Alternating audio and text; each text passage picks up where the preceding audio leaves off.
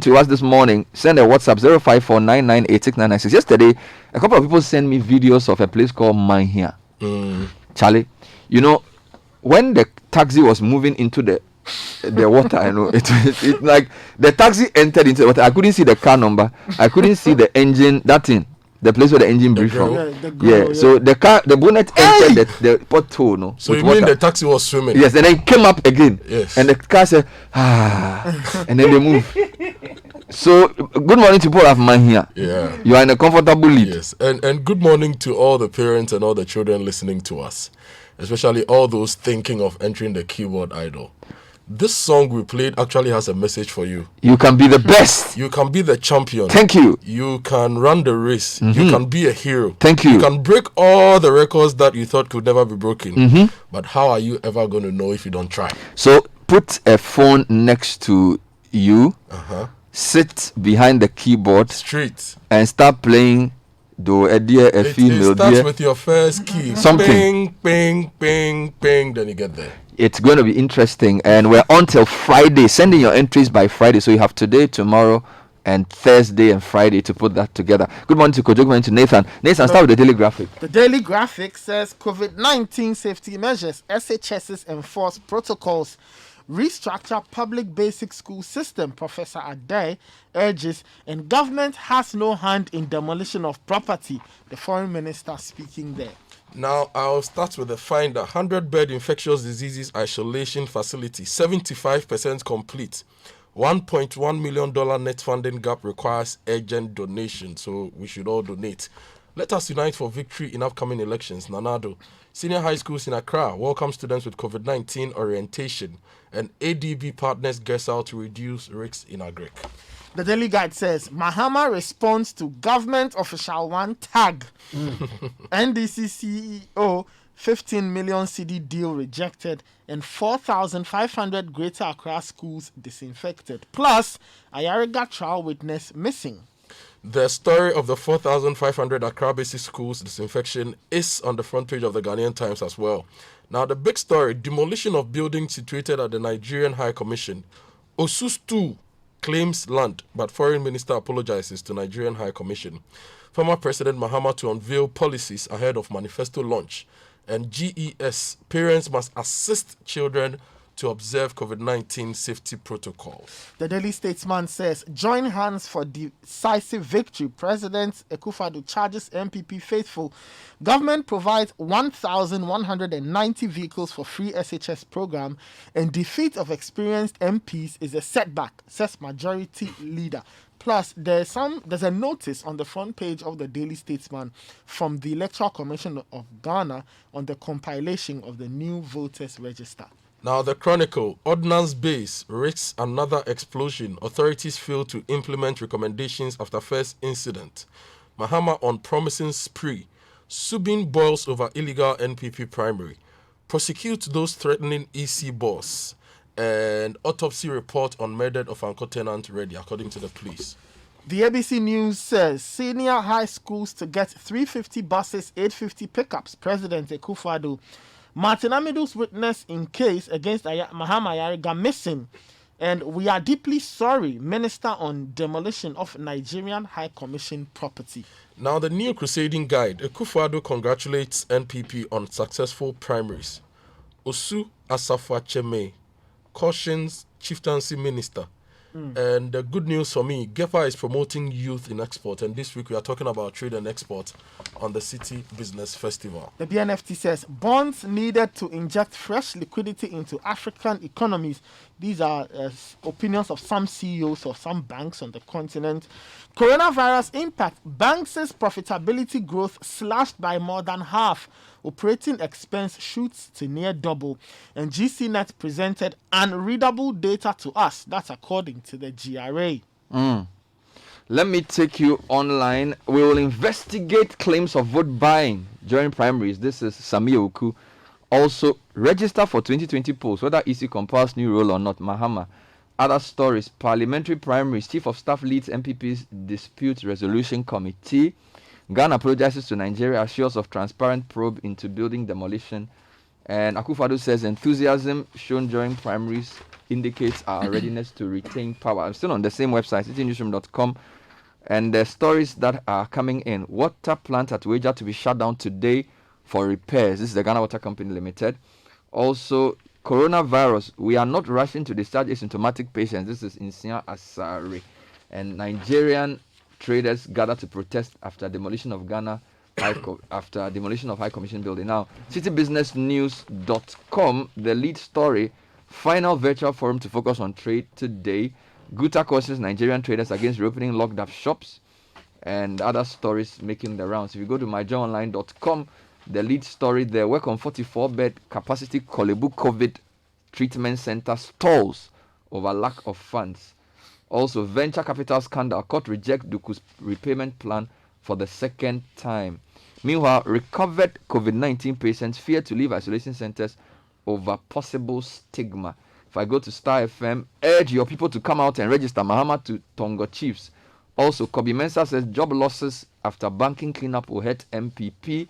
And tragedy, baby, 3 others die in fatal Koforidi accident. GNA is leading with GJA calls on journalists to adhere to COVID-19 safety protocols.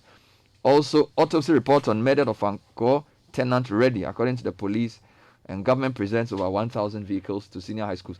If you go to the BBC, Trump is targeting foreign workers with new visa freeze. Foreign tech workers, non-agricultural, seasonal helpers, and other categories of foreign workers in America may soon lose their visas. That's the story making rounds globally. Let's start with Kojo, COVID-19. Yes, there's a story which is not on any of the front pages, but can be linked to almost everything that is happening in the country when it comes to business.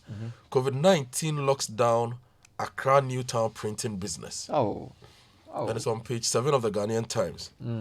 Now, Jonathan Donko writes that the name Accra Newtown may suggest the area is a new settlement in the national capital, but it is not. If there is anything new about Accra Newtown, it is definitely not the printing press business. Like Abosioka is synonymous with vehicle spare parts, the vicinity is a hub of almost all printing needs, from books, posters, invitation cards, t-shirts, branded souvenirs, banners, calendars, and more. Now, a cursory look is enough to confirm why it is the hub of printing. There are countless outlets of all magnitudes and businesses crowded along the major streets. But things are falling apart.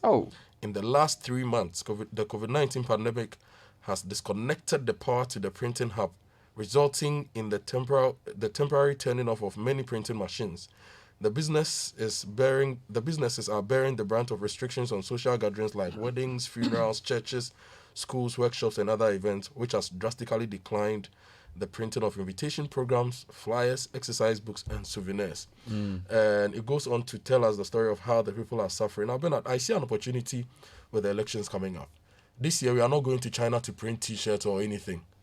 All politicians must print locally. They've not printed already. That's a very good point. Must print their T-shirts, their whatever, anything. When they come with the T-shirt, they must write printed in Ghana. And if need be, MPs must print in their constituencies, so that the money will circulate in their areas. One constituency, one printer. Yeah, because people are suffering, and this is a sure way to put money in the people's pockets. One constituency, one printer. And even when there's no printing press, they should send it to Newtown.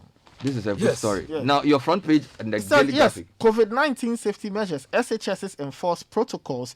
The story reads, strict observance of COVID-19 safety protocols took center stage yesterday, which is Monday, when senior high schools reopened for final year and second year gold track students.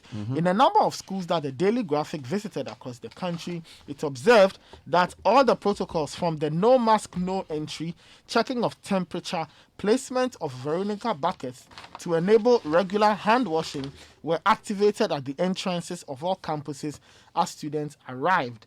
Teachers were not left out in the observance of the protocols.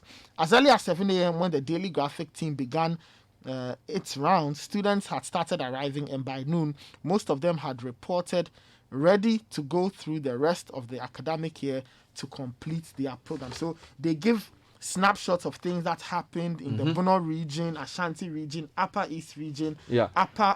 If you followed CNR yesterday, some schools in the northern region say they were yet to receive their PPEs, and that was the main concern.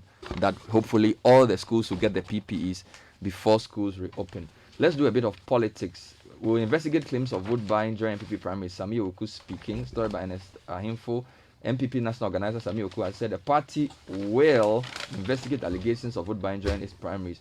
The party held its parliamentary primaries on Saturday. National organizer of the party said he did not witness any form of inducement at the places he was assigned to, but the party will probe the allegations. Then, still on politics, Mahama says register for 2020 polls, whether EC compels new role or not. Former President John Dramani Mahama has asked Ghanaians to participate in any form of voter registration exercise undertaken by Electoral Commission in the build-up to the 2020 general elections. He says, although his party, the opposition NDC, has its own disagreements with the EC's insistence to use a new voters register for the polls, they will not undermine the democracy of the country should the Supreme Court not rule in their favor in the case challenging the legality of the compilation of the new electoral roll. More from former President Mahama, the Ghanaian Times, former President Mahama to unveil policies ahead of manifesto launch. The story says former President John Dramani Mahama will in the coming days announce some far-reaching policies as part of his message to the electorate for the December polls, the National Democratic Congress has hinted.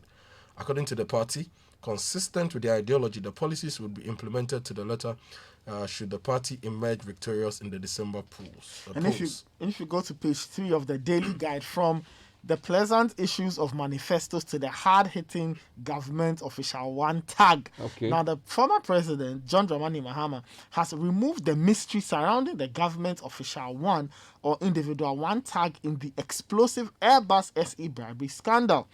He's making what looks like a tacit admission that he's indeed GO1 or individual one, as referred to in separate investigations in the UK and the US as having received at least 5 million euros in kickbacks from Airbus officials. Now, he told the Daily Graphic last week that he did not benefit a dime in the transaction as being alleged, and alleged that he was only motivated to see the Ghana Armed Forces retooled.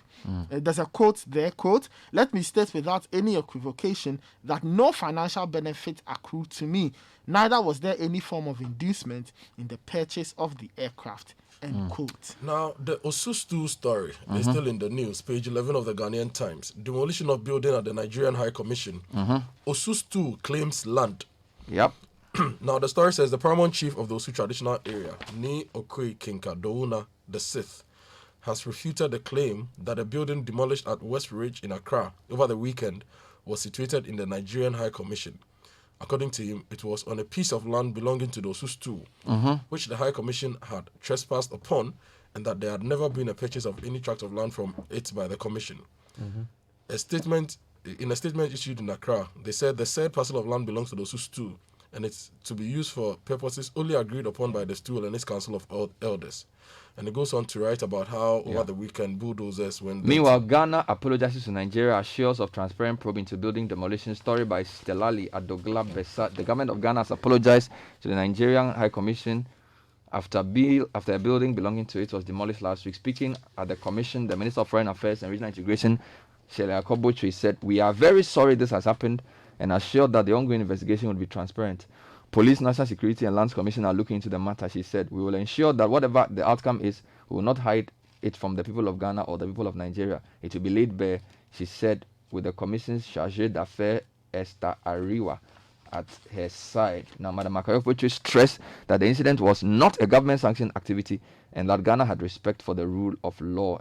And then on the links between the demolition and the Osustu, she said the matter will also be investigated. And then the background of the story. Last week, we highlighted roads in the Sisala area. Yeah. Today, you've mentioned the Mahia area. Now, oh, no, there's another one. Somebody sent me a car's back axle that had been broken on the Santor Road. Santor Road, the car back axle entered the Buemi. And then the rest of the car went, and the two ties remained, the thing that hold the two ties. It remained on the floor. Hey! Yeah, that was 2 days ago. Now, I want the people in these areas to listen to me attentively. Those in Tatale, Zabzugu, Yendi, Tamale, Kugeni. I hope I have the names right. There is a procurement notice on page 10 of the Ghanaian Times. And it's to see to the construction of the Tatale border post to Zabzugu Road. Okay. The Zabzugu to Yendi Road. Okay. Tatale border post, Zabzugu to Yendi, Kugeni to Tamale.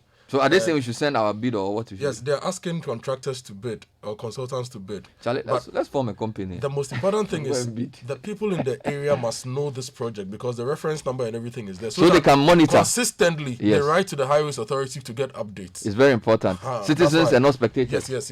Now, yes, speaking of construction, I have a troubling one here on my journal line. Work on 44-bed capacity COVID-19 treatment center at Kolebu stalls over lack of funds. This is the second such project. Construction of a 44-bed COVID-19 treatment facility at Ghana's biggest health facility, Kolebu Teaching Hospital, has come to a standstill. According to joint news sources, the contractors have run out of funds and have been waiting for funds in order to return to site. The situation has left the hospital with no option but to operate a makeshift facility located at its fevers unit. But they can only take that can only take 8 patients. With a seeming rise in symptomatic cases and dwindling space in our facilities in the capital, the unit has also come under pressure with all the units available beds currently taking up. And then officials will have to make a difficult decision to convert wards meant for the treatment of other ailments to COVID-19 treatment centers. This is not the private sector hospital, right? No, this one should is be a different. government of Ghana Yes. hospital. Okay, now the private sector hospital is also in the news. Mm-hmm. They say it's 75% complete, but they need some $1.1 million to complete this. Now, Give the us the story details. says the 100-bed National Infectious Disease Isolation and Treatment Center is 75% complete. The substructure, which constitutes 23% of the entire project, is almost complete. Now, the superstructure is also at an advanced stage. Now, finishing is at 3% completion stage, and external works are at 0.5% completion stage. Services are at 15% completion stage, and the total cost of the National Infectious Diseases Isolation and Treatment Center is $5.2 million. Now, So how much more do they need? They need 1.1 million more Cedis or dollars? dollars, So that's which is about about 6 million. 5, 6, 7 million Ghana cedis to complete this. And they are they've launched 75% complete. Yes. How many beds? 100. Wow. And they've launched a 10 Ghana challenge, and they have a short code *718 *25 *219 Nice hash. one. Now, Bernard, the thing about this story is also about how they've broken down the stages of completion for us. Yes. We hardly get this when it comes to government of Ghana projects. In fact, this project is a world-class project in terms of the time they are taking to do it, the amount of money they are spending, which is cheaper, and the way they are reporting on the And project. the ministries and departments in the infrastructure space must learn this to give the citizens updates so Proper that we know updates, how yeah. things are happening. If you go to page 6 of the Daily Statesman, it says NBSSI detects over 5,000 fraudulent applications for COVID-19 stimulus fund. That was yesterday.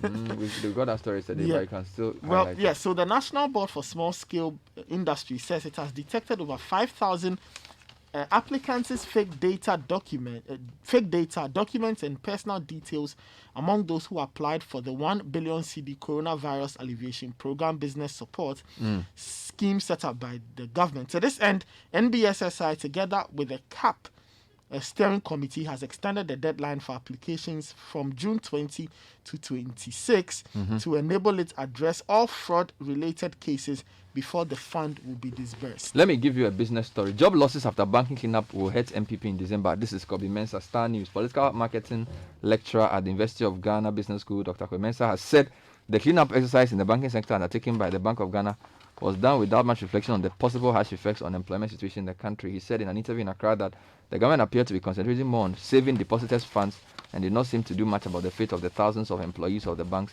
who lost their jobs as a result of the exercise. This, he said, may come back to hurt the MPP in 2020. Still on that issue, receivers' payment plan for depositors' refunds unfair. This is Tekwe, former finance minister Tekwe, says the current payment plan for withheld depositors' funds, as announced by the receiver of defunct microfinance institutions and savings and loans companies, is unfair. According to him, the objective behind the establishment of the ESLA was to generate enough funds, some of which should be available for government to access to settle monies owed the depositors. Nathan. If you go to the front page of the BNFT, it says bonds needed to inject fresh liquidity into African economies. That's the word coming from some bank CEOs. Now, African countries must look to their local and global bond markets to raise enough capital to reboot their economies, which have been severely ravaged by COVID-19. African bank bosses have noted.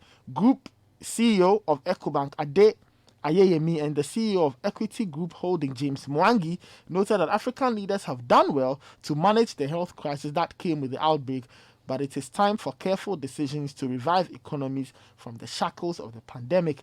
According to them, these decisions must be taken deliberately to ensure that African nations are not plunged into governance crisis as a result of their inability to put in measures to alleviate the economic plight. You see, on this story, today maybe David Ofosudote will give us more insight. But yesterday on the City Business Edition, he said one sure way that we could fund development in Africa, especially businesses, is for central banks to step up. Yeah. And that our analysis shows that SMEs need about $80 billion in funding. And central banks in Africa hold over $400 billion of funding in their accounts. In so fact, why do we have to always be chasing people when we have so much money? Today we have a final virtual forum. This is the 4th in the series, and the last of the virtual business forum for this year's City Business Festival is scheduled for today, Tuesday, June 23 at 11 a.m. on the theme, will export trade ever be the same again? The virtual business forum will discuss key areas of trade to suggest solutions to keep the sector going. And some of the speakers include David Ofosudote of AB and David. We also have Michael Koto, Confidant and Afro Champions, Yofi Grant, CEO of the GIPC, and then we have Ellen Ofuakwa of Absa Bank. So that's coming up at 11. It will be live on Citi TV. 2 quick headlines. Autopsy report on murder of Anchor tenant ready. This is according to the police. You remember the story of the musician who was shot by the landlord? Yes. The police say the autopsy report is ready. GEPA is also promoting youth in export. So if you are... Youth in export? Yes. Talk about that. Now, the story says the Ghana Export Promotion Authority has initiated processes towards equipping some 20 Ghanaian youth with the needed resources and technical know-how to consider export as a long-term career path. Beneficiaries of the initiative who were selected finalists under the Youth in Export program were to be mentored and trained within 6 months by experienced farmers who specialize in cultivating agric produce for export. Youth in export. Yes, I like the really sound good. of that. And then to end, WHO says the world needs to unite to fight COVID-19. And they say a divided world cannot win the battle against the pandemic. I think the word to the wise is enough. Yeah. That's all we have time for the newspaper review. Coming up next is the City Business News. Stay with us. This is the City Breakfast Show, the city's biggest conversation.